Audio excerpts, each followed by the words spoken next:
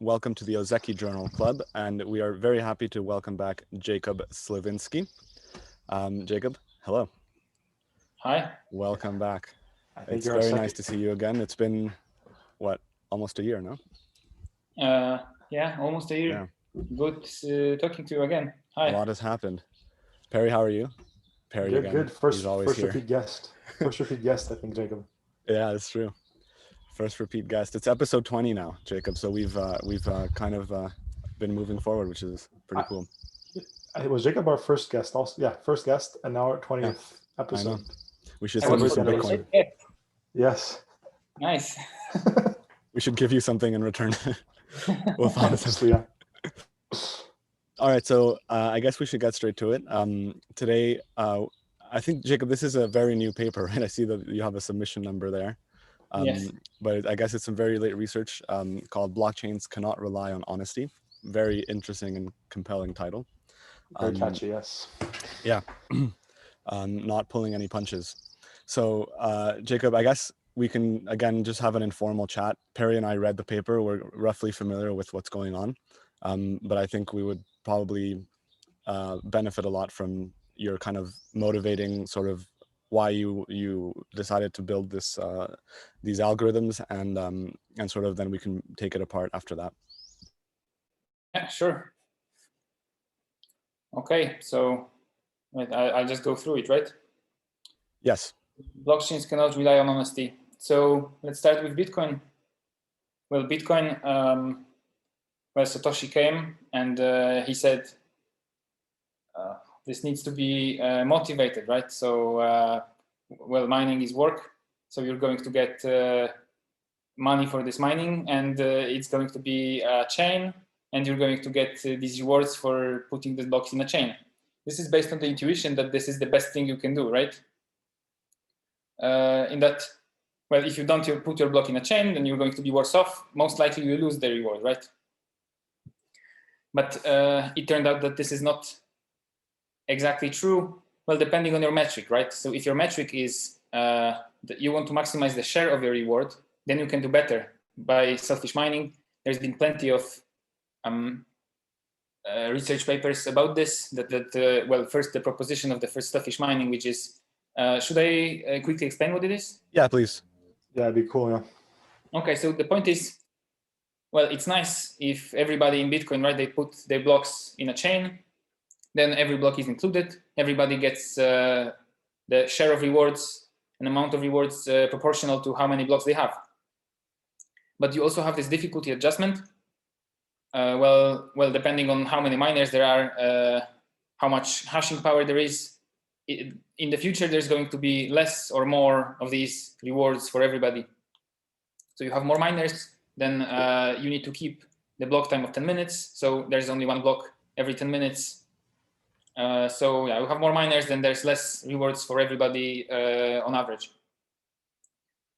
Okay, so selfish mining. Well, it turns out you can benefit from kicking other blocks away from the chain.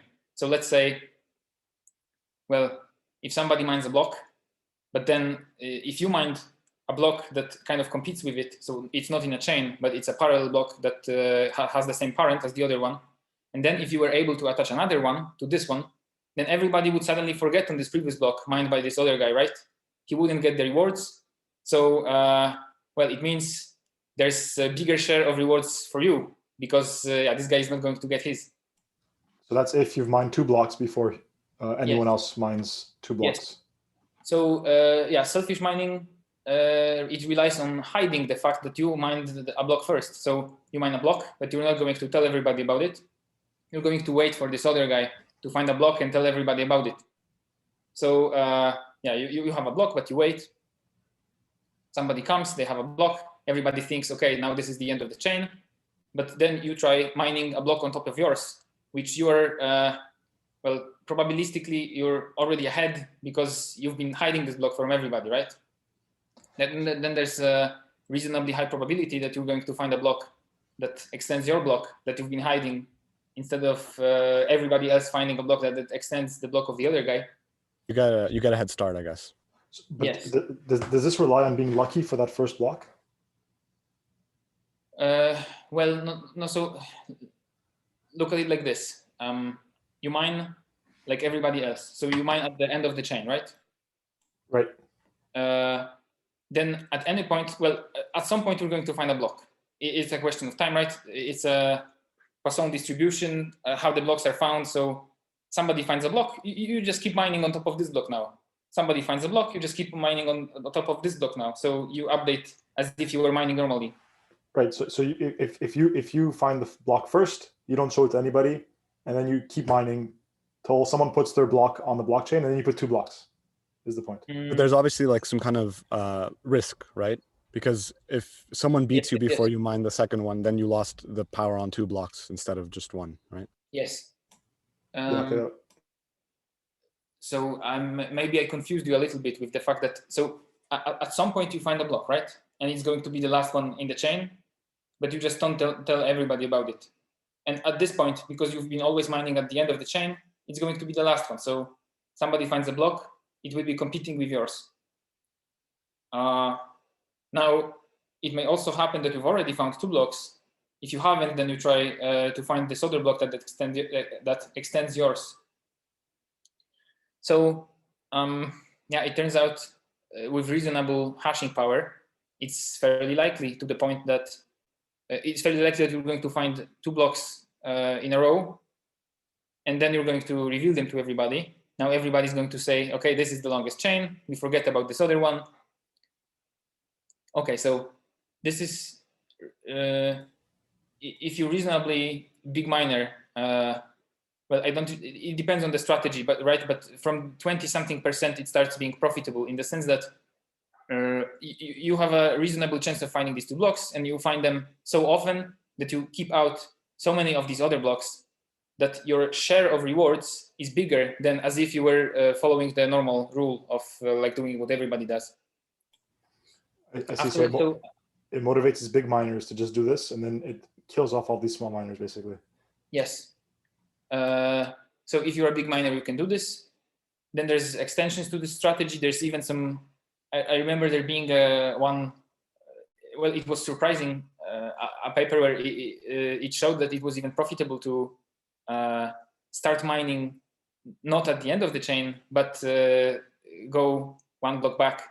And you can also have a strategy, right? You can keep track of how likely. So for example, you have these 2 blocks, or you have 1 block, but somebody, well, they win with you, so they find another block.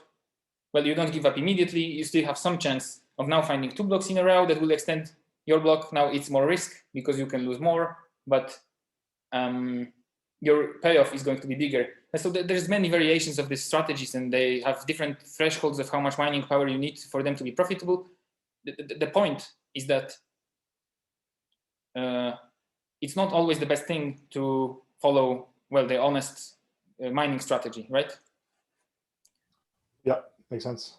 Yeah, so in particular, in the presence of difficulty adjustment, yeah, because if you do this, well, the flat amount of rewards, it's going to be smaller for some time, but after the difficulty adjustment, you're better off in any metric. So you have more, well, just raw amount of Bitcoin, you have more of that, and you have more a bigger share of all of the rewards that are there for this, for the next period of 2 weeks or whatever.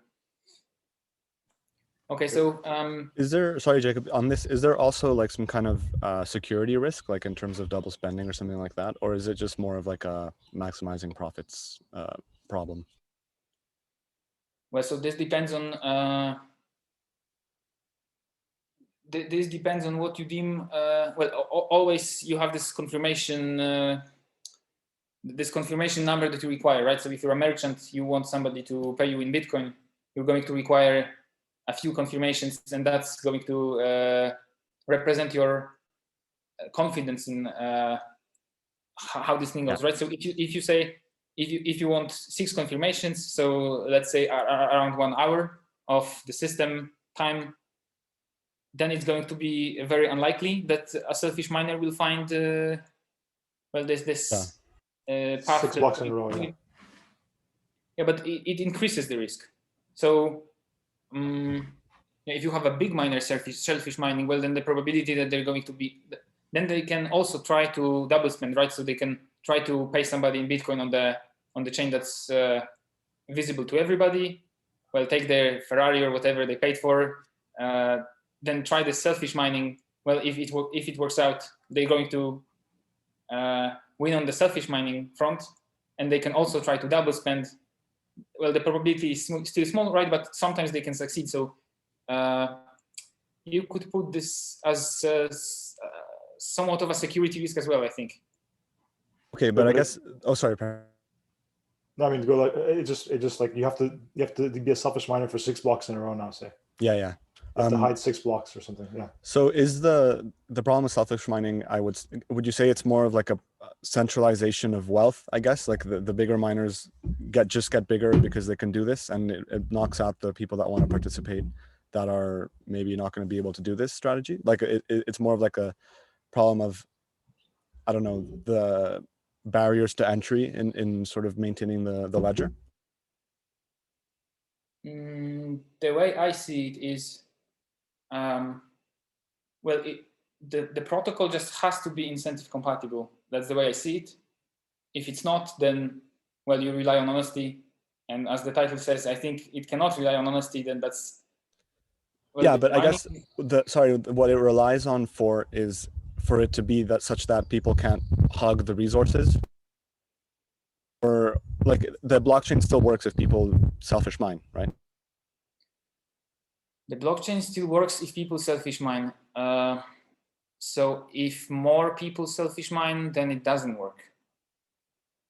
So let's say we have 4 players and all of them selfish mine.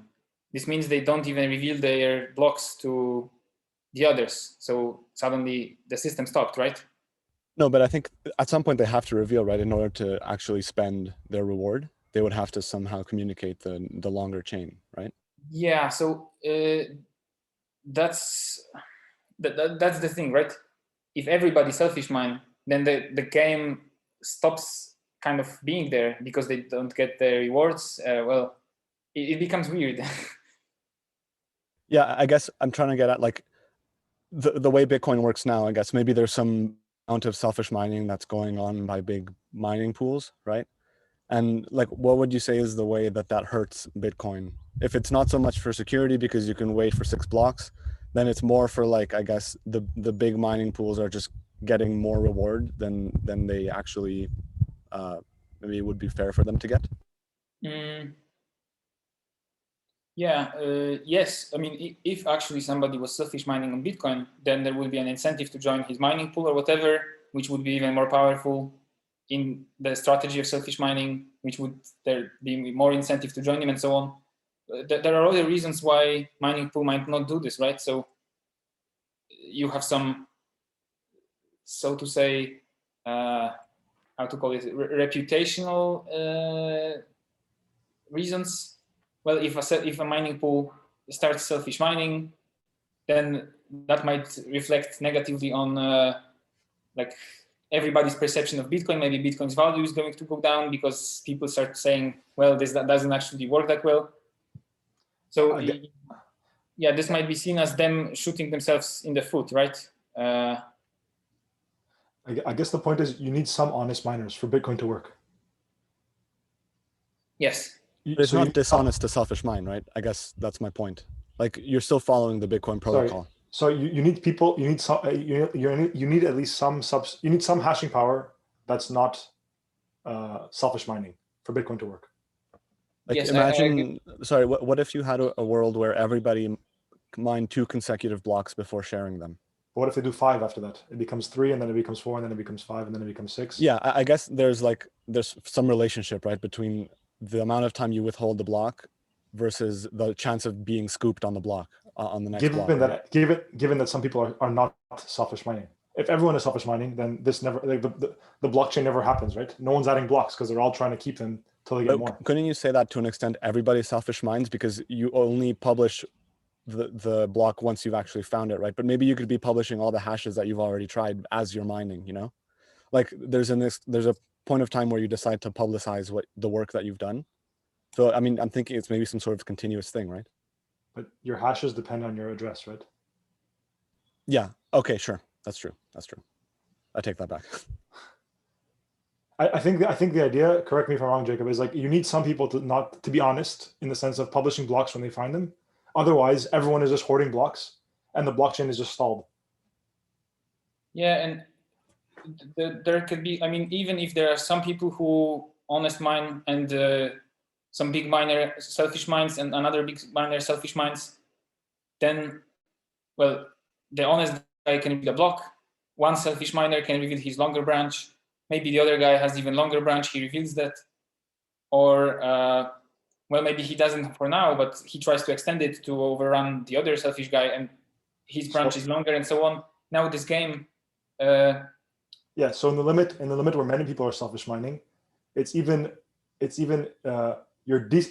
no incentive to honest mine. Basically, is the point. Yes. Right? If many people are selfish mining, you lose Yes. the incentive to mine honestly. Also. Yes. It pushes you in opposite direction. Yes, exactly. I agree. I also wanted to mention, like you said, that if everybody selfish mines, then this game stops being there because it just doesn't work, right? And I also wanted to say, well, even if some people honest mine, then this game can still kind of stop being there, and this can stop working because, well, if you have two branches that compete, well, one big miner tries to extend one, the other one starts to try to extend the other one.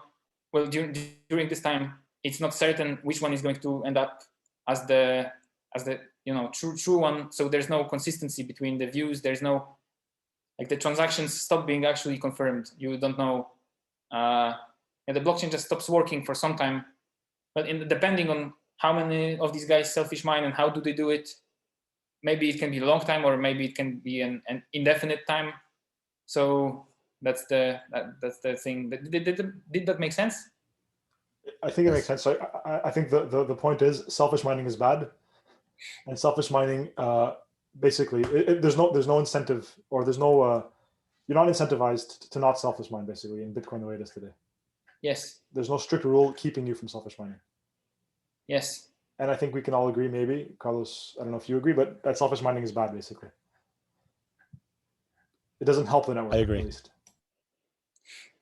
that motivates, I guess, convinced. this work. Yeah, so in Bitcoin, I'm not sure if there's evidence of actual selfish mining going on. As I say, well, there can be many other reasons that you can say this doesn't happen. Like if it starts happening, then the miner, in a way, they shoot themselves in the foot because well, they destroy the reputation of Bitcoin, or they destroy the reputation of their pool. That indirectly hits their profits as well, right? I guess people could also not accept their blocks anymore, you know? If they mine 2 in a row or something, they can change their address. The community can, I guess, but they can't sign their mining pool, because I think the mining pools sign their blocks, don't they? You're saying that the system would stop accepting the blocks of the pool. I'm saying if they can stop accepting blocks that sign with a mining pool signature, or not their signature, but I think the mining pools put their name in the blocks, right? In some yes. text field.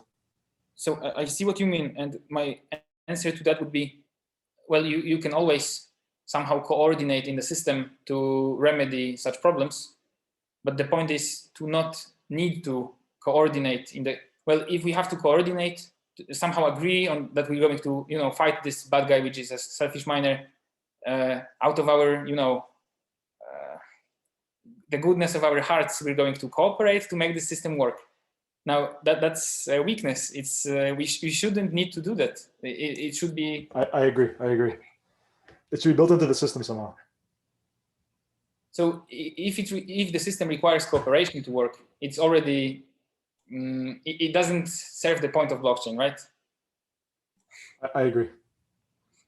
I'm convinced. So that was the motivation.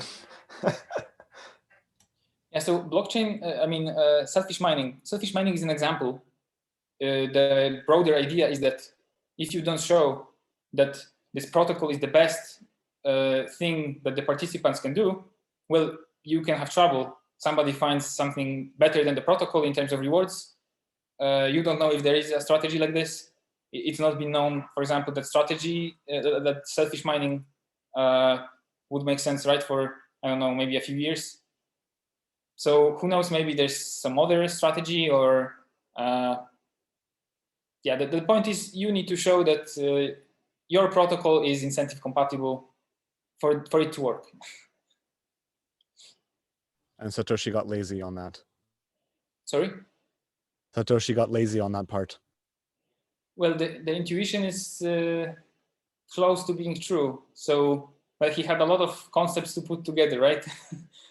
But yeah. So Okay, I guess so if you think we have enough background, we can go into sort of the ideas for your way to fix this. yes, yes. So I'm going to skip through this stuff. Okay, By the way, so sorry, is this submitted to a journal or a conference? Or you can't say that, I guess, at this point. I don't know how it works for you guys. it's going to be submitted soon. All right, nice. Okay, so I'm not sure if I should go on about the model and preliminaries. So the model is in rounds, but well, the rounds are supposed to model the network propagation time. So some of the works in the theoretical blockchain area are in this round model. So for example, this Bitcoin backbone, not sure if you're familiar with it. Not me. The Bitcoin backbone? Well, Bitcoin backbone protocol was this paper that, well, it's not, how to say that, it doesn't show something revolutionary, but it's supposed to show that Bitcoin works. So just take Bitcoin, put it in a theoretical model, show it works. And it was not so easy, right? At first, maybe researchers were confused how to model Bitcoin. Because of the social aspects, I guess, also. Sorry? Because of some social aspects they have to model, I guess. Social aspects? What do you mean? Now I'm not sure. Okay, you can forget it, but I just mean like it's. I'm imagining it's difficult to model how people pick a longest chain, how much block times, how many blocks they wait for before accepting transactions, all this stuff that are like social rules that are put on top of it. Like what's a confirmation? Mm-hmm. What's a good confirmation time or whatever? Yes. That's what I meant by social aspects, but maybe this is not irrelevant. I see what you mean. I see what you mean. Okay, so about the rounds. Round is just we have some upper bound on the propagation time of messages. So we publish a block, everybody's going to get it in some time. So round is just going to be an upper bound on this time. It's like a simplification, but well, if the propagation time is shorter, that's fine. We just say that it's not going to be longer than this round. Okay, so. But you could get two blocks within the same, or two successive blocks in the same round. Yes. Yeah. So yeah, also as I mentioned, right, round, if there is this round that is the upper bound on the propagation time, this means we are in the synchronous network, which means, well, should I go into that, or it just means there's an upper bound on the amount of time the messages can take. So if we don't have a functioning network, well, then we're in for trouble. So, well, if an honest guy publishes a block, if the adversary could delay this guy from announcing his block, well, that would be a problem, because then the adversary can mine his own branch, right, and break the system or whatever. So we need this assumption of relative synchrony, so to say. We just have an upper bound on how much time it takes to propagate these blocks. So every node in the network has if you publish a block, every node in the network has that block after the round time. Yes. Yep. Cool. That's the assumption we need to make. So if we don't have the upper bound of the communication, well, then the adversary can do what they want, right?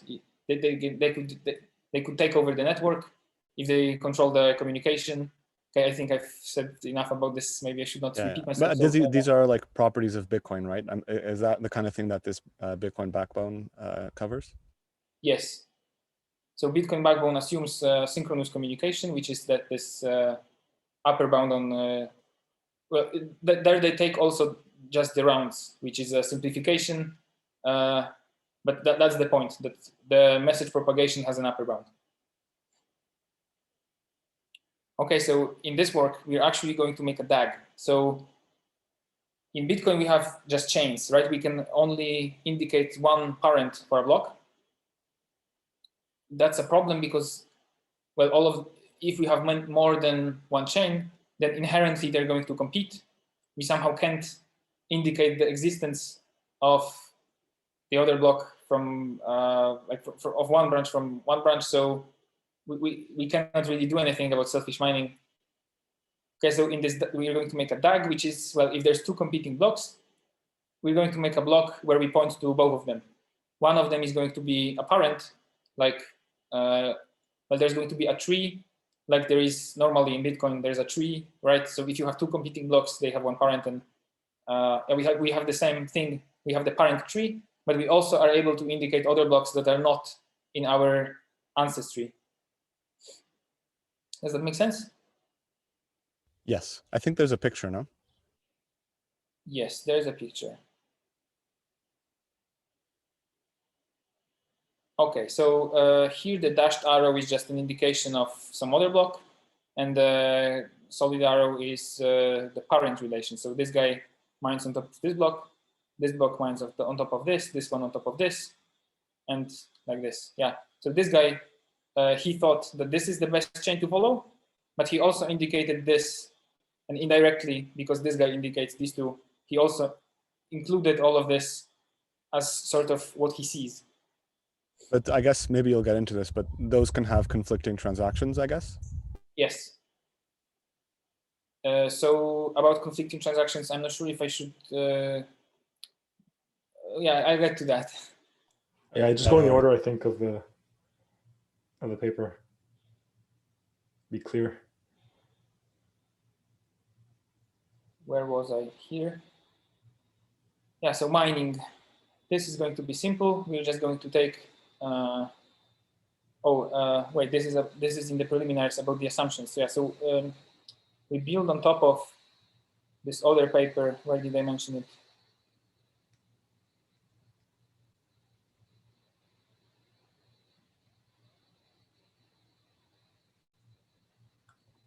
So just to contrast this with Bitcoin, basically in Bitcoin, these dashed arrows are just not there, right? They're just forgotten. Yes. These dashed arrows aren't there, and the uncle blocks or whatever you want to call them are just, so they just die away. No one cares about them anymore. Yes. If you just assume that people are honest, so you don't care about the incentive compatibility, and you also don't care about, well, if there's competing blocks, you don't care if one is lost. Like maybe you could include the transactions in this one as well if they don't conflict, right? If you don't care about it, then yeah, Bitcoin is fine. So yeah, it works, and but you just need this. You just need more time in between the blocks, right? 10 minutes. So it's not so fast. It just can be better. Wait, where was I? About this fresh block lemma, I wanted to mention it. Oh, this fresh block lemma. Yeah, so I wanted to point out that this, well, Bitcoin backbone, this just shows that Bitcoin is fine, right? It works if most of the network participants follow this protocol, right? And also, we can do this for Ghost. So Bitcoin backbone is for the longest chain rule. You know Ghost, right? Ghost is the heaviest subtree. So I don't know this Ghost. Sorry. Okay, so Bitcoin has this longest chain rule. So you're a miner, you see some block tree. Now, where are you going to put your next block?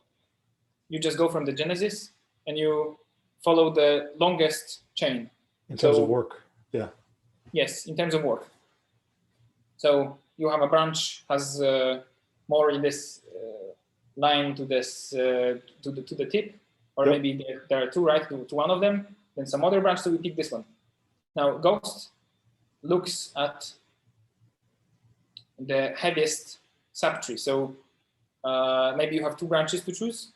One is like a long chain, but the other one, well, it starts with one block, and then this block has a lot of children. So there's more of these children of this one block than the length of this other branch. Now, you're just going to choose the heavier subtree. So we're going to go towards this one block with many children. Okay. Does that make sense?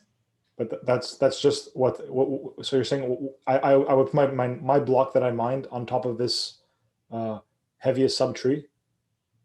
Yeah, so you pick the heavier subtree, which is this one block. Now from this block you repeat. So you have many children to choose. Yeah. Maybe one has another children. So this is the heaviest one.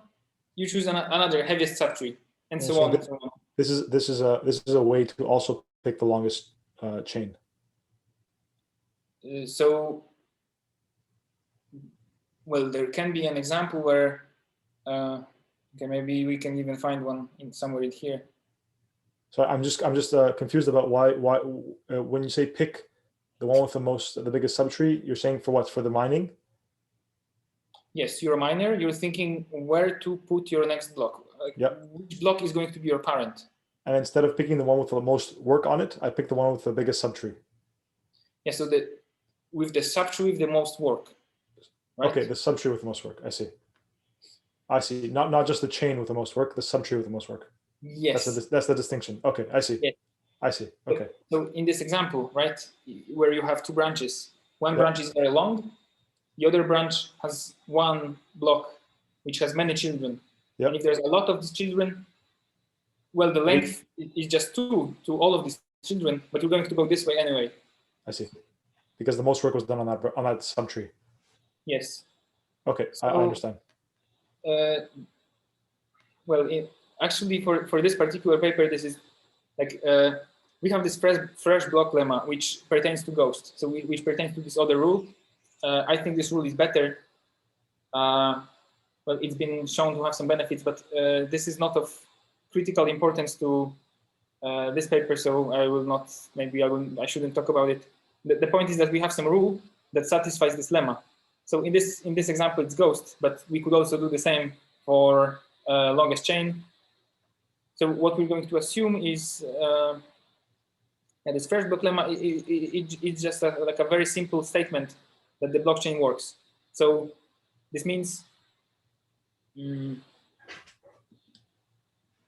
well, from any point in time, the probability that some honest block is going to make its way into our blockchain increases exponentially. So does that make sense? Yeah, I think so. Yeah. Okay.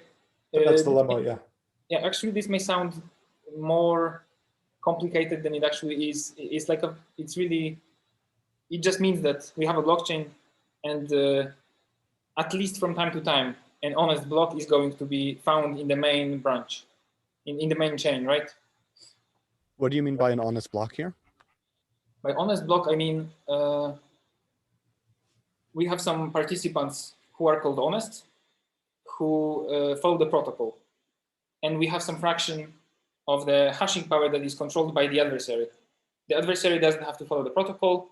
He can do what he wants.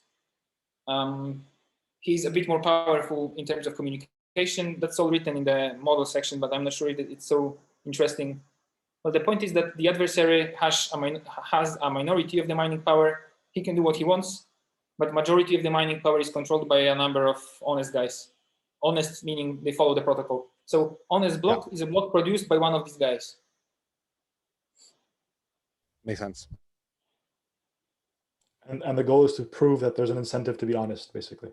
Yes. The best thing to do, even for selfish reasons, is to be honest. Yes.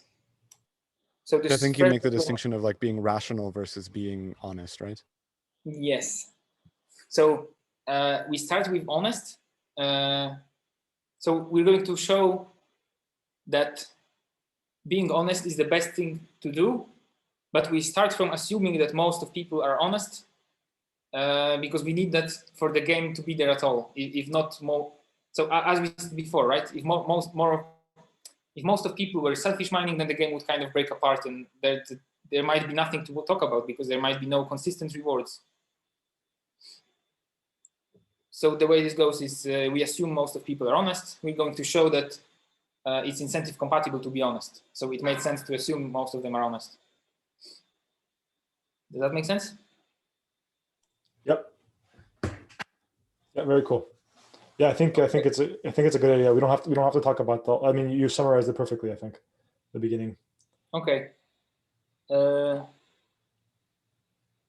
So yeah, now about the block order. So we're going to have. Wait, give me a second. Yes. So as you mentioned, right? If we mention many blocks where there might be some conflicting transactions in the blocks, so how are we going to go about it? We need to order all the blocks. So there was this example, like right here. So this guy, a miner mined this block, right? And he indicated this guy, this block indicated this block indicated this block, and he also indicated this one, and this one. So this guy, this miner mining this block, what he saw was these blocks. Now the question is, what happens if a transaction in here conflicts with a transaction in here? We want to order all of these blocks. So in particular, in this example, it's going to be like this. First block is this one, then this one, then this one, then this one, then this one, and then this one. And then in the order of these blocks, if we find some transaction that conflicts with something that came before it, we're just going to ignore it. Yeah, so what I said the order is, so this is from the Inclusive Blockchains paper. Where was this section? Yeah, this block order. Yeah, so this section is just about the fact that we can order all of the blocks that we see. And this order depends on the main branch. And so in Bitcoin, if we think about Bitcoin, right? All of the blocks are ordered, well, inherently, because they're in one line. But if they also reference some other blocks that were orphaned, we would somehow put them in this main line according to this algorithm of inclusive blockchains. Does that make sense? Yes. I guess, is there like a intuition on how you get that ordering? Sorry, there was a small problem with the sound. Oh, sorry. What would be the intuition on how you would get that ordering? Like for blocks that are at the same height, how do you pick which one came first? So if you have a completely equal choice, like for example, there's just two blocks that have the same parent, where then you're going to have some arbitrary rule that distinguishes between them. So for example, you can say that the one with the smaller hash is going to be first. Okay, I see. And, yeah, and if the choice is not equal, then we can go with the underlying rule that we have. For example, in this case, it's ghost. So yeah, in inclusive blockchains and in here, right? This is not the contribution of the paper, to be clear, of this one. We just take this block ordering from inclusive blockchains. So okay. If we have ghost, we're just going to recursively. So yeah, you're mining a block. You're going to take the order of your parent. So yeah, list the blocks that your parent has in his past. Then there's your parent, and then any of the other blocks that you reference. So if you have some other branch in there or some other branch in there, you're going to break the tie, right? According to the ghost rule. So one can have a bigger subtree. This branch is going to come first. Okay, I see. And I think you mentioned, like, if a block has a conflicting transaction, you just ignore it? Yes, so because you have this order, well, previously, or when you first look at it, right, you have these branches, and in other branches you can have conflicting transactions. But after you put them in order, it's like one chain. And then if you have conflicting transactions, one of them is going to be first. So you're going to say, okay, this one is valid. Now the other one, I'm going to ignore it. There's this conflicting transaction. I just don't look at it. It didn't take place. Okay, that's clear. So in this way, you can include and process well, the biggest number of transactions and contents of the blocks that you can, right? If there's some conflicting ones, you have to choose. You have to ignore some of them. But if they're not conflicting, then you can include everything. Okay, so this block order, again, this is just a thing from the inclusive blockchains. So you take it to include everything that's not conflicting. So that's that. Now to the actual contribution, which is the reward schemes. So first, about the stale blocks notion. So everybody can include sort of everything, right? So maybe you have some completing branches. Now the next guy that comes, he can reference all of these guys. So if we have an honest block in the main chain from time to time, as we got from the fresh block lemma at the beginning, then this guy is going to include everything he sees. And if he sees, well, if the blocks, if your block is honest, so if you were following the protocol, it means you announced your block. So at some point, an honest guy is going to see your block, and then he's going to include it in the whole blockchain. It may not necessarily be in the main chain, right? But because we can include everything, kind of order it, and then process the contents, it will be put there somewhere. Sorry, Jacob. So when you say that, like, do you still have a notion of a main chain here if you're sort of having this this DAG structure? Yes, you still have a main chain. This DAG structure is to resolve conflicts, and it can also increase the throughput if, so you decrease the block time. Right now, there's many guys who publish these blocks that they can be competing, not necessarily intentionally. Right. But okay. Yes, then you can include all of them, and all of them can get rewards. So that helps the throughput, that helps the sort of fairness, but you still need this main chain for the purpose of consensus. So the main chain is again through the Ghost protocol. Yes. Okay, got it. Okay, so stale block is going to be something that, well, you can assume that it was not announced for a long time. So somebody mined a block, for some reason they didn't announce it, like in selfish mining, right? You mine a block, you don't announce it. So if they do that, then they risk that it's not going to be referenced by some other block in time. And by in time, I mean, at some point, it's just going to become not referenceable, so to say. So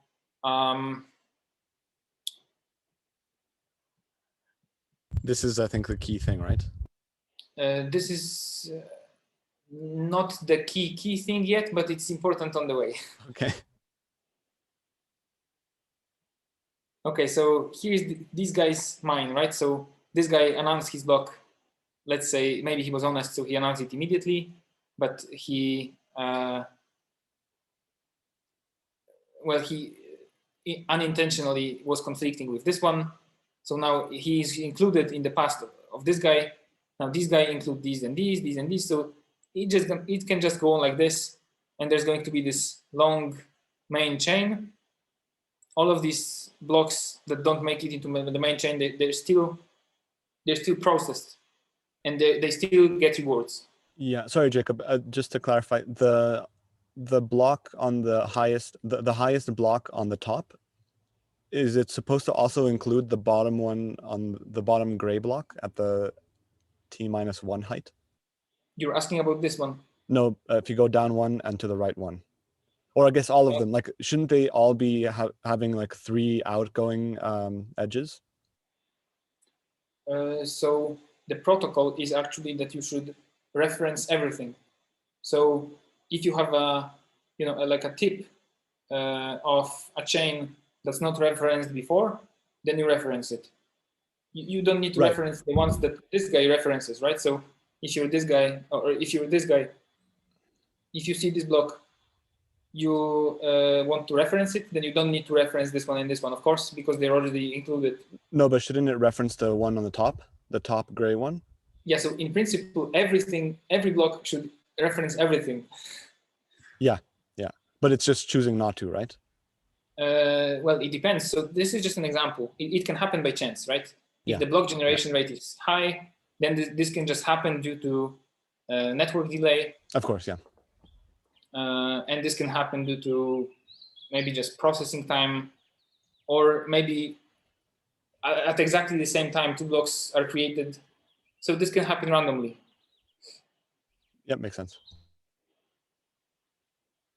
Or maybe there can be a network partition, right? So that the communication is prevented. So yeah, here, this guy, he still doesn't include all of this branch, right? Maybe he didn't see the branch. Maybe Exactly. this guy got these blocks from the network, but these guys didn't get these blocks from the network. So where was I? Yeah, the protocol, it was actually, blocks? Sorry? I think it was the stale blocks, no? Yes, but I just wanted to quickly go back to the protocol, which, yeah, as I mentioned, it's very simple, right? So you just want to include everything. It's not referenced. If the block generation rate is not like extremely high, then there shouldn't be like too many blocks competing at once. So these references should be just a few, ideally, right? Like on every level, maybe you have 2 or 3 blocks. Sometimes you have 1.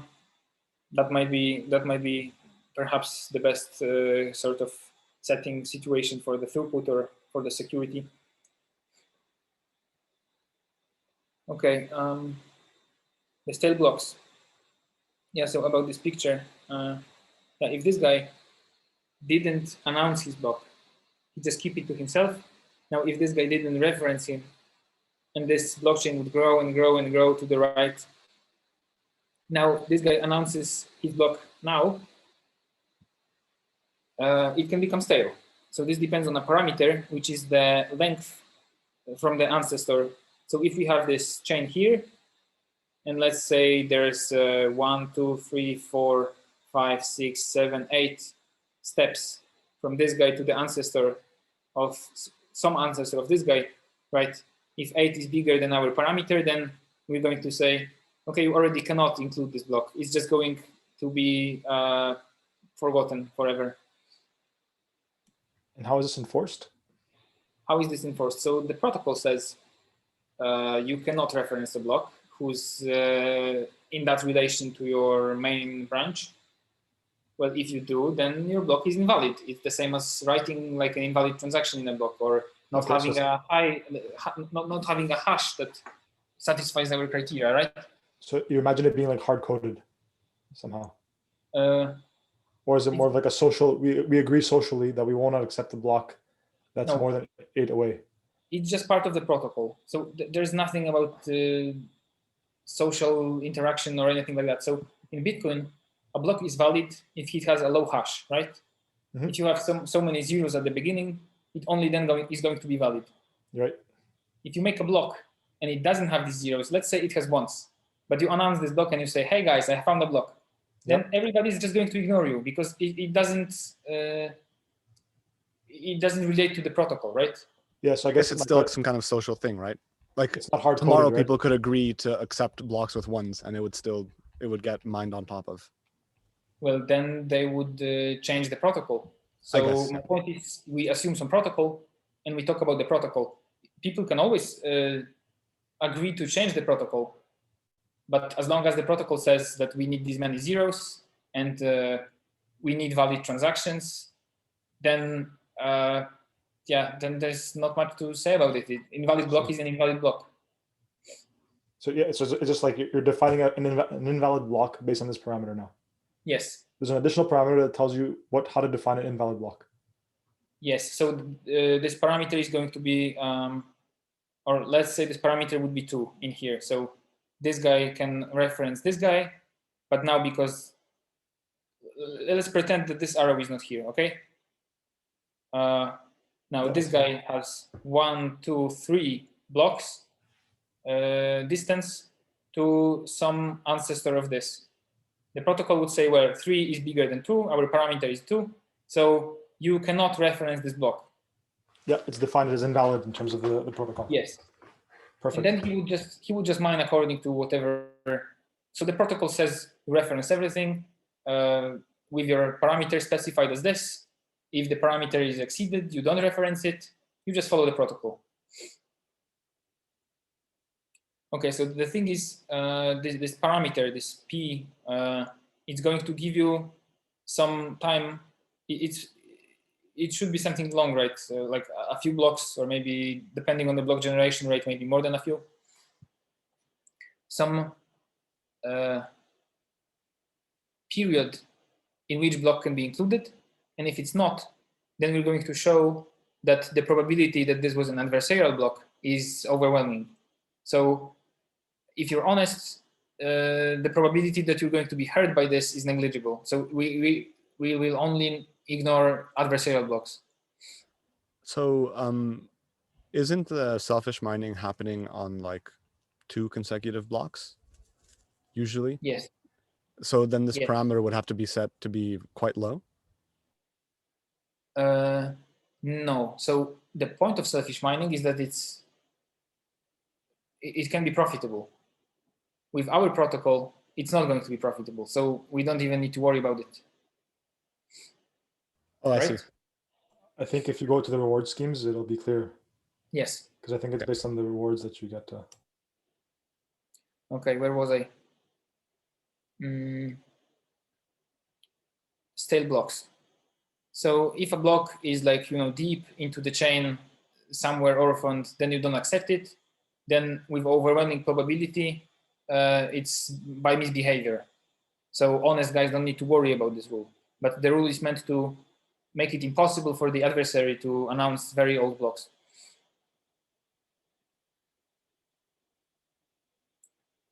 Okay, now about Flux Rewards. So we could do a very simple thing, which is every block is going to get some reward. So every block gets 1 Bitcoin, let's say. Then you reference other blocks, and all of the blocks that you reference and include are going to get 1 Bitcoin. Independent on whether if they're in the main chain or one of these Yes. side blocks. Independent of everything. It's just if they're included, if they're not stale, right? If they're stale, then you ignore them, they don't exist. So all valid blocks get 1 Bitcoin. Sorry? All valid blocks will get 1 Bitcoin, say. Yes. Or a flat forward, yeah. Yes. So there's this paper, Fruit Chains. Not sure if you've heard of it. But I mean, I heard of it by reading your paper. So Fruit Chains is this construction where you want the rewards to be fair. So somebody mines, they want to get a reward. They also want to make selfish mining impossible. But there's a problem. So if everybody gets some reward, then there is necessarily some room for misbehavior that is not going to be punished. So there's a discussion of, so here, right, there's a little bit of discussion about why Fruit Chains is not so good. Also in the related work at the end, there's more discussion about that. So the point is that Fruit Chains is just fair. So if everybody's honest, the honest guys are going to be rewarded proportionally to their work. But for example, we need to suffer that trying to double spend is for free. So you can mine in Fruit Chains, there's 2 types of things you mine. You mine your fruits, you get rewards for that. But you also mine the blocks. And you can do whatever with that. You can try to double spend. There's nothing you lose. You can always try and, well, maybe someday you succeed in double spending. There's a huge payoff, and there's no penalty for trying. Does that make sense? Yeah, I mean, it makes sense, but I'm not sure. I don't exactly understand how these fruit chains work, but I think what you're trying to say is that if you would instill a flat reward for all blocks, then I can just try to fork at any point and hope to double spend and still get rewarded for hashing like that. Is that the point? Sort of, yes. So I can go 2 blocks back, try to double spend by mining a longer chain based on that block. And if it doesn't work, well, I still get rewarded because I'm a valid block, as long as I'm not stale. So there's nothing, I haven't lost anything by trying to double spend, basically. Yes. My hash is not thrown away. Yes, so this is pretty much, this is like if we work in here, right? In here, you can try doing that. In Fruit Chains, well, Fruit Chains works a little bit differently, but the point is the same, that you need to suffer some misbehavior without any penalty if you want everybody to be equal. Yeah, so if you try to fork it even before, if you're dishonest, basically, you should get punished. Yes, not just like go with the flow. Yeah. Yes. Especially if trying to double spend is for free. Well, that seems like a big problem for me. No, sure. Yeah. And there's some things that you don't need to do. So, but I'm not sure if I should go deeper into fruit chains, but there they also share the transaction fees. So maybe you don't want to listen to transactions. You don't include transactions in your fruits. You mine dummy fruits. You still get a share of transaction fee rewards. So there's just quite a lot of room to just not follow the protocol and nothing happens to you. So just to be clear, in Bitcoin, would you say that it's free to try to double spend? No, in Bitcoin, it's not free to double spend. You can maybe risk not getting to the longest chain, right? You always have a higher probability of getting reward if you mine on top of the longest chain. Yes. Okay. So the point of fruit chain is to make everybody sort of equal. In Bitcoin, they're not, because, for example, you have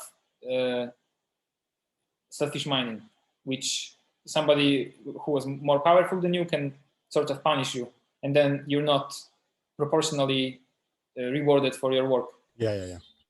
So the point of fruit chains is to avoid that, but then you have other drawbacks. Okay, so in the Flux Reward scheme, so if you just reward every block like this, it's like fruit chains, but it's actually a bit simpler. So I would say it's better than fruit chains because, well, if it's simpler and does exactly the same thing, it's better, right? That's not the main point though. So let's go on. Okay, now the main thing is this conflict set. So this blue guy, he is not aligned with this, and this block. So this guy references him. So naturally, he can't include conflicting transactions. And this guy, he references him, so he cannot. Well, I need to bring my charger because my laptop is dying. No worries. Perry can entertain us with a story. I don't have stories, but I think this will be a prime cutout candidate. I'm not cutting this out, Perry. It's way too deep in the episode. You could just find it and cut it. You don't understand how hard it is to cut something in the middle. I can Honestly, trim the ends. I really do not understand, no. The problem is it takes up a lot of memory, and it's really long and slow. At least because I'm using open source video editing tools, which suck. Because we only have 26 subscribers, it's not worth it, I guess. It's not worth it to spend a few $1,000s on Final Cut Pro.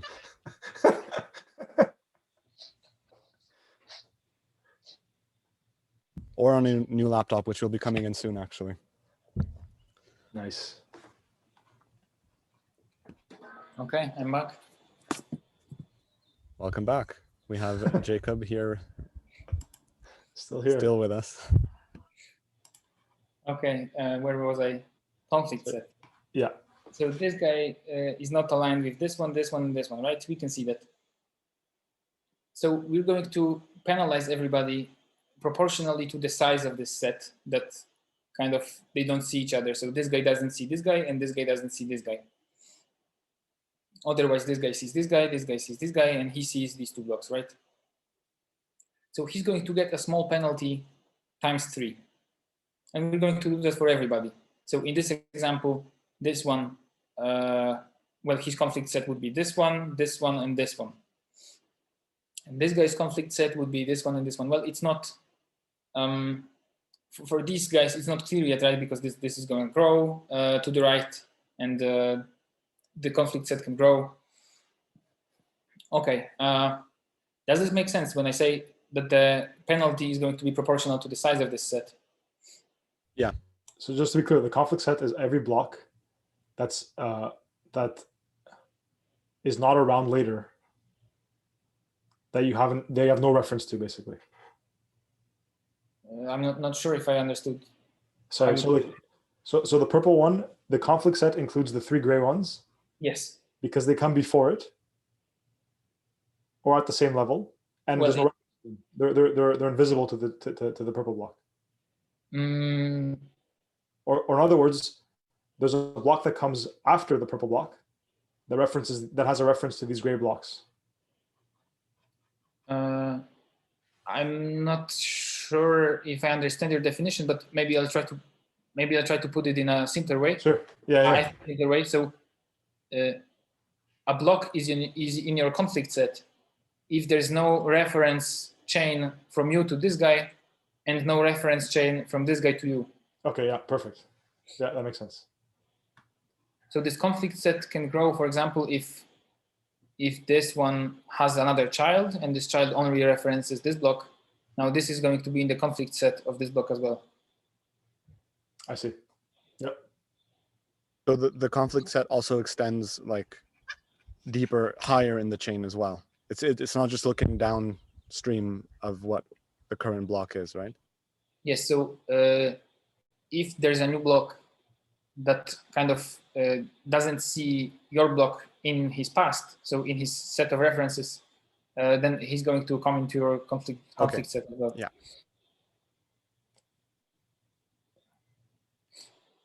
Okay, and the rewards. The reward is going to be 0 if it's stale, or if this this means if it's stale, or if I guess if you're too far gone in the chain, right? Sorry?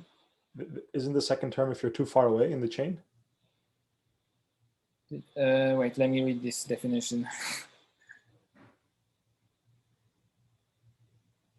If block A in part B is granted. Okay, so distance from the chain and the lowest common ancestor of A and B is smaller or equal to P. Shouldn't it be greater then? I'm just wild guess here. Why not? Equal. Well, I mean, if the distance is large, you don't want the block, right? This is the distance from the A is the end of our main chain. And this is the lowest common ancestor of our main block. And if this is lower equal to P, oh, I see. So I remembered now what I wrote. This is just like a delay. This is just like a delay parameter. So the point is that the blockchain is going to grow, right? And because of that, the conflict set can grow. So until we are sure about what the conflict set is, we kind of cannot grant the reward yet. So yes, in Bitcoin, you want like a radius around your block for which you can count conflicts. After that, the conflicts are no longer counted, basically. A radius, I'm not sure what you mean by radius. I just mean like if you go past 2P in the future, you don't include those extra blocks in the conflict set. Yes, so actually it's impossible that the conflict set is going to grow after you're so far in the future. I mean, the length of the chain, right, it grows by 2P. Because if something would be in a conflict set, in the conflict set of this block, then it would also mean this block has to be stale. So it doesn't actually go into your conflict set. Does that make sense? I think that makes sense, yeah. Okay, but I try to put it simpler. So in Bitcoin, you have a clearly defined reward immediately. So you mine a block, you have a reward. And then in your past, in your future, so another block is your child, it's not going to change. And so on and so on. But here, this conflict set, for some time, it's not clear how big it is.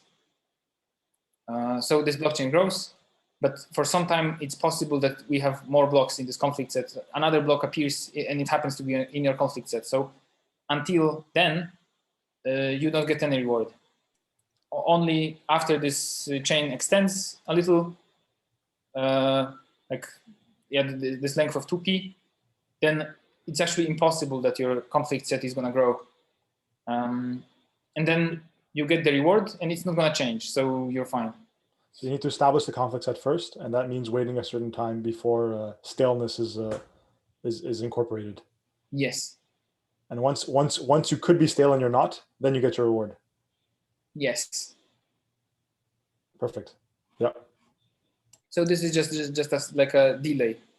Well, if we define the reward before, if we define the reward when it's still possible for the conflict set to grow, then maybe somebody already spends his reward in the next block, And what happens if this reward happens to be smaller than that? Well, that's a problem, right? Yeah, makes sense. Okay, but this is not, I mean, this is mostly a technicality, so maybe I should stop now about this. Okay, so here are some proofs. So, well, this conflict set cannot be too big, right? So we show that rewards are non-negative by saying that the conflict set is going to be only certain size. Well, if most of the hashing power is controlled by honest guys, then they're going to include everything they see. Then this blockchain is going to grow with a certain rate. And then this conflict set cannot exceed like a size that would make this reward negative. So that's what this is about. And again, you're incentivized to include everything that you see because your reward is cut if you have a conflict. Yes, exactly. That's the whole point. Right. That's the main. That's the idea. Sorry if I stole your punchline there. I just it's good. It's great. So this one is about rewards being final. So this is this relates to this delay technicality I mentioned. So after you get a reward, it's not going to change because your conflict set cannot change now. Sorry to go back to the conflict set. So is there is it up to you what's in your conflict set when you mine a block, or is it up to others to also be honest for your conflict set to be a certain size? So to an extent, it's up to you. To an extent, it's up to them. It's a symmetric relation. So if somebody wants to be in your conflict set, then you are in their conflict set. It means that they can give up a small amount of reward if they want to punish you a small amount. Right, but it's a proportional. It's a yes. It's an even relationship. Okay. Which is somewhat fair, yes. You try to, if you follow the protocol, you try to reference all of the blocks. So you try to minimize your conflict set. And if the other guys are following the protocol, then they also try to reference everyone. So they try to minimize the conflict set of everyone. I think that this is like the Nash equilibrium, right? I guess yeah. Doing this, I guess this is a parameter where there's an equilibrium for everyone. Yes. Okay. So somebody may choose to increase his conflict set. In this way, he can punish other guys a little bit. The thing is that mining one block, you can punish every other block only a little amount, and your punishment is proportional to the number of blocks that you try to punish. So, well, you cannot do better than forfeit some rewards to punish others at most the same amount. Nice. Maybe that's a good punchline too. Yes, that's a good point. Okay, so here's a small discussion of Nash equilibria, hurting other players, what I just explained, that you cannot hurt others more than you forfeit yourself. In related work, yeah, fruit chains is probably most relevant, and the discussion of why, if you try to make everything fair, so you cannot really make it so that it's impossible to punish others. Like, right, if you make a block that's in a conflict set of you, of somebody else, then you make them lose a little bit of reward. So you can somehow try to punish them, but so if you try to make that completely impossible, if you can only punish yourself, then some aspects of this game are going to be like the degenerate. And then, for example, in fruit chains, trying to double spend is for free. So here's the discussion of that. And that's it. That's the paper. Very, very cool. I have a question for you, and it's a question that Carlos and I got. So I don't know if you've heard of Research Hub. Of what, sorry? Research Hub, I think it's called. Research Hub. Hub. No, I haven't. It's like this, I guess there's an ERC20 token on Ethereum where you can, and a platform where you can post your research and people can discuss it. So we had the founder come on as a guest as well, and we posted our paper on proof of work onto this research hub platform. And one question we got from Brian Armstrong, I think, who I think is the CEO of Coinbase, he asked us, why are we working on proof of work even, I think. So why, if everything is going towards proof of stake, should we care that much about improving proof of work? That's a good question. Let me play. And I'm asking you this because I think for us, I mean, maybe you'll answer and we can discuss your answer. Okay. So first, let me add to that question. So to say, answer from the other side and say that I personally think that proof of work is indeed proof of stake is indeed better, and things probably should move towards proof of stake. But I'm not sure if it's a. So maybe it's just an opinion. Like, for example, in my lab, there's still a guy that thinks proof of work is just better. I think there are still people who think that proof of work is just going to stay. So, for example, in Bitcoin, but maybe even if proof of work is not better, I don't see potential for Bitcoin to change. Like, if you want, I don't know who would suggest that Bitcoin should become proof of stake, but this person is probably not going to be listened to because, well, Bitcoin is controlled by miners somewhat, right? Like, they make Bitcoin what it is. Yeah, you come and you say we should change the protocol to be proof of stake. You probably wouldn't find support among miners who invested huge amounts of money in this mining rigs and what, right? Oh, for sure. But I guess so I guess maybe if I can just an idea of an answer for you would be, well, this can be still incorporated in Bitcoin, right? We can change the proof of work protocol to include Yes. some additional rules that Yes. come in your work. Yes. And then the miners are still intact. Proof of work is still intact, but it's just better. So why not use it, right? I very much agree. You said it pretty much like you took it out of my mouth, I would say. Okay, so I think that was our answer as well. But the idea is still there, right? Like, if proof of stake is better in every aspect, maybe Bitcoin will die and then a proof of stake coin will exist, you know, that because it's just better. Maybe so, Bitcoin will die. I mean, it could be that socially it'll just live forever because there's like some. I keep saying socially, but I don't mean to. But maybe because people trust it, it will just exist. But if it's using an inferior technology, should we be pouring in resources and efforts into making it better? If we can just pour those resources into a proof of stake, making proof of stake better, say.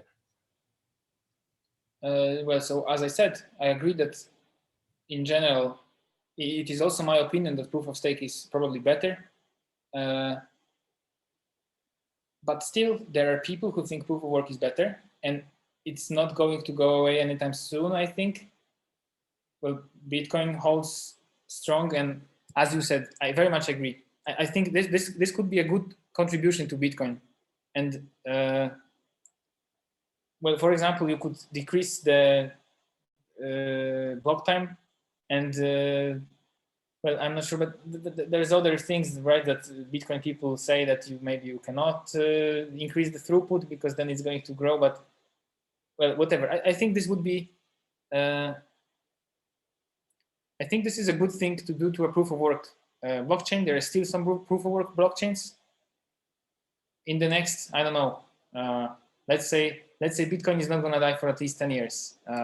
It would be better if 5 years from now Bitcoin adopts a change like this and works with a change like this for another 5 years. If I wouldn't do this.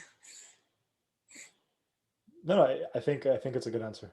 Well, I think there's also like theoretical trade-offs, I imagine, are being made between proof of stake and proof of work, like that I don't understand very well, but I wouldn't be surprised if there's some just physical advantages to having proof of work, right? Like the fact that you have to put in external resources into the system, like burning energy, probably has some advantages versus like having, sacrificing resources that only exist within the system, like in proof of stake. There's something I don't know. So I found this paper called distributed consensus from proof of stake is impossible by a guy called Andrew Palestra. Wow. And he has this argument, I think, about how like there's some just like, yeah, like that sort of this idea that you're going from outside of the system to the inside with proof of work versus in proof of stake, everything is kind of internal. So I wonder if something like that might keep proof of work relevant for like maybe transactions that are very high value. I'll send you the paper in case you're interested. Yeah, the title sounds certainly interesting. It's very informal. Yeah, what you said the title was? He put it in the chat, so it's in the chat. Distributed consensus is impossible with proof of stake. It's a bold title, like you like them. I mean, honestly, we could all read it, and you can come back on, Jacob, and we can discuss it. Yeah, that'd be great. Distributed consensus from proof of stake is impossible. Can you, I don't know, summarize it again in 2 sentences? I'm not sure if I got it. I don't fully understand it very well, but I think the idea is that there's some like the idea that you're sort of using physical resources in proof of work, like burning energy, or that your processors have some limit on how much they can process, some physical limit, that there's sort of, that is kind of like what's backing the whole system, versus if you have some sort of, I don't know, game theoretic incentive or, you know, burning coins within the actual like coin, that gives in some trade-offs. I don't know exactly what those trade-offs look like, but I think that's sort of the idea that he's going on. Well, that's for sure a distinction, right, between proof of stake and proof of work. Like these slasher protocols slash your ether, say, in Ethereum, where you lose tokens on the blockchain that you're focused on, whereas proof of work, if you mess up, you lose like money that you paid for your electricity, or you lose like your time spent running your processor and cooling it. You lose physical goods instead of a token that exists in some virtual reality of the blockchain. You know, I'm not sure if I agree with the. Well, the distinction is somewhat philosophical. As long as there are these exchanges, and on an exchange you can get, I don't know, however many dollars for one Ethereum token, and then for however many dollars you can get however much of electricity. Well, if game theoretically it works pretty much the same, then well there's a difference, right? What's the important difference? If I double spend on Ethereum, right? Yeah. I lose all everyone, like ethers break, like they don't mean anything anymore, right? Yes. The network is invalid. If I so I lose all my Ethereum, all my ethers. If I double spend on Bitcoin, I not only do I lose all my Bitcoin, I also lose all the stuff, all the things I bought to be able to mine on Bitcoin, say. For example, I lose my mining rigs. I lose my the contract I have with my electricity provider that gives me some deal based on my my electricity consumption. I lose the buildings that I had to rent to be able to mine. Well, if you double spend on a Bitcoin, well, you're saying if you try to double spend and you don't succeed, or you try to double spend and then others lose this, or? I'm just saying, I don't understand this concept 100%, but I in my mind at least there's a distinction between proof of stake and proof of work in what Carlos was saying. In one case, I lose something that only exists within the ecosystem I'm trying to break, say if I break it.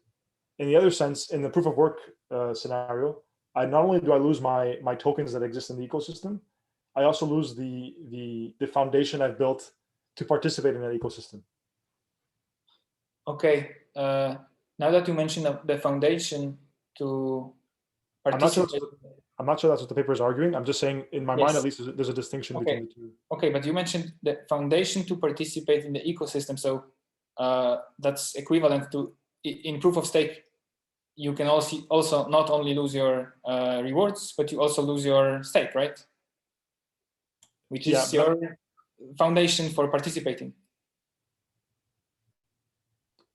Yes, that's also true. Yeah. No, maybe they're equivalent. I'm not sure. Let's read this paper and discuss it next week. We should read the paper instead of me speculating on what If you're interested, Jacob, we would actually do it. So, we could have an informal chat about it. Okay. So I think maybe there's some distinction in some philosophical sense, but from the perspective of individual participants, well, if they don't coordinate and cooperate to, well, I don't know. So for example, right, if something bad happens to Ethereum proof of stake blockchain, then somebody can lose rewards in their stake. Maybe then they can cooperate and just agree that, okay, it didn't happen. Well, in case of proof of work, they cannot, right? If in proof of work, if in Bitcoin, well, you have a double spend attack and some blocks are lost, then you cannot just say, okay, we didn't burn this electricity, right? Yeah. So maybe there's irreversibility, I guess. Yeah, but so my point is, maybe in this sense there's some difference, but I'm not convinced that there is a difference for the individual participants if we don't assume that we are able to cooperate and just change something. Well, then if for the individual participants that this ether is somehow related to value of electricity and whatnot, then I'm not convinced there is an important difference. But yeah, as you say, I'll see the paper, I'll see what's written in there. So what can I know? I haven't even seen the paper, right? Well, I was just speculating about this paper that we haven't read. Yes. I had a question also, just more out of curiosity. Do you have any plans to implement this or make a BIP or something like that? Would this be a soft fork or a hard fork? For Bitcoin? Yes. For Bitcoin, that would be a hard fork, right? Because you also want to include the transactions that are on the other branches. You want to modify the rewards. Yeah. Yeah, so that would be a hard fork. Do you have any plans for implementation in the near future? Not in the near future. Well, this is a great idea. Like I could, for example, advertise a student project. Like we as PhD students, we can come up with student project proposals for like master thesis or bachelor's thesis or whatever. So I could do that, but to do it personally, I think I'm too busy. But like Carlos said, you can write a BIP, like a Bitcoin improvement proposal or whatever. Mm-hmm. So let the community decide if they want to do it. Yeah. I'll mine on top of it. That's a cool idea. Yeah, I could. Very nice. Well, I think I don't know, Perry, do you have any other questions? No, I think it was really cool. Very clear. Seems superior. It's the lower bound, I think, is what we have already. So yeah, cool. Well, thanks so much, Jacob. And hopefully we'll see you very soon to talk about proof of stake or whatever else comes up. But again, thanks for your time. Best of luck, and hope the winter is not too bad over there. Yeah, it's not too bad. It's Good. fine. Thanks for the chat. Carlos is outside with his flowers. Not a virtual background. Yes. But I'm locked out of my home country, though. My passport means nothing. Citizenship is irrelevant. Okay. All right, guys. See you. On that note, thanks a lot, Jacob. Take care. Yeah, thank you. See you later.